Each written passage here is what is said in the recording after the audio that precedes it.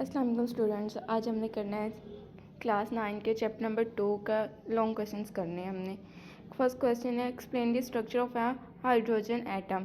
Hydrogen atom का structure क्या है? तो इसका आंसर है पेज नंबर 24 पर।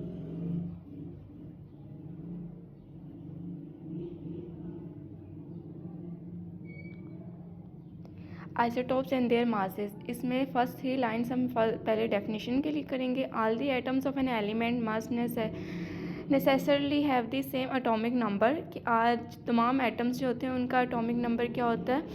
सेम होता है, बट देयर मास नंबर में very depending upon the number of neutrons present in the nucleus. लेकिन उनका जो मास नंबर है वो डिफरेंट होता है। क्यों? न्यूट्रॉन जो उनके न्यूक्लियस के अंदर पाए जाते हैं उनकी वजह से उनका मास नंबर क्या होता है? डिफरेंट होता है। यहाँ तक करेंगे।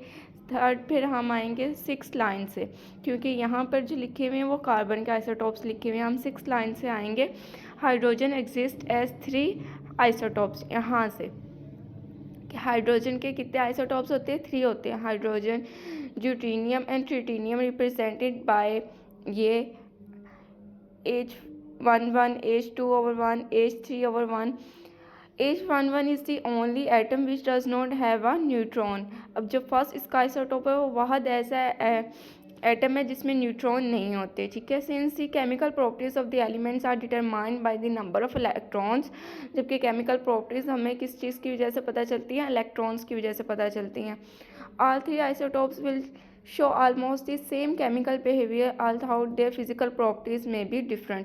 अब ये जो हाइड्रोजन के 3 आइसोटोप्स हैं इनकी केमिकल बिहेवियर क्या होगा? ऑलमोस्ट सेम होगा, लेकिन इनकी फिजिकल प्रॉपर्टीज़ क्या होंगी? डिफरेंट होंगी।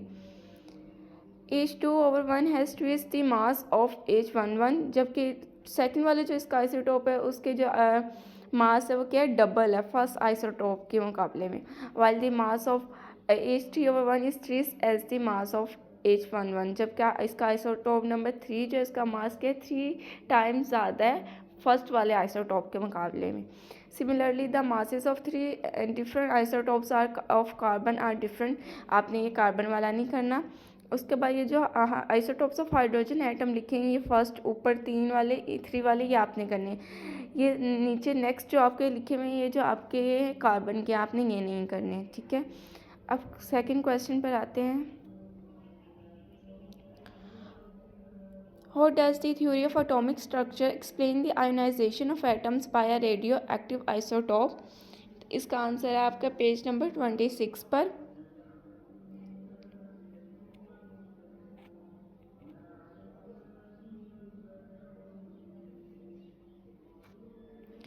ये आपका टॉपिक है ionization of atom by radioactive source. ये इसका आंसर है लॉन्ग क्वेश्चन नंबर 2 का। Radiation emitted by from a radioactive source cause atoms to ionize. अब जो रेडिएशंस निकलती हैं रेडियो एक्टिव सोर्स से वो क्या करती हैं? एटम्स को आयोनाइज करने में हेल्प करती हैं। For example radiation emitted by a radioactive element radium 226 can remove electron और इलेक्ट्रॉन्स फ्रॉम द एटम। अब जो रेडियम से रेडिएशंस निकल रही हैं वो क्या कर रही हैं? इलेक्ट्रॉन को क्या कर रही हैं? इलेक्ट्रॉन से अलग कर रही हैं। However the ionizing radiation should have enough energy to remove the tightly bound electrons from the orbit of an atom. और ये रेडिएशंस क्या कर रही हैं? ये जो इलेक्ट्रॉन बाउंड होते हैं शेल्स और ऑर्बिट में टाइटली, मतलब मजबूती के साथ जो बाउंड होते हैं, जुड़े हुए होते हैं, ये रेडिएशंस हेल्प करती हैं उन एटम्स को इलेक्ट्रॉन्स को अलग होने में शेल्स और ऑर्बिट से। Electron can be lost because an ionizing radiation collides with the atom and forces the electron away from the atom. It is the atom of sodium is hit by an ionizing radiation it में loss an electron. कह रहे हैं ऐसे अगर sodium का atom अगर hit करेगा ionising radiation से तो ये क्या करेगा? अपना इलेक्ट्रॉन लूज कर देगा। This process converts the atom into a positively charge ion cation. और इसकी वजह से क्या होता है? उनके ऊपर कौन सा चार्ज आ जाता है? पॉजिटिव चार्ज आ जाता है, क्योंकि इलेक्ट्रॉन के ऊपर कौन सा चार्ज होता है? नेगेटिव चार्ज होता है।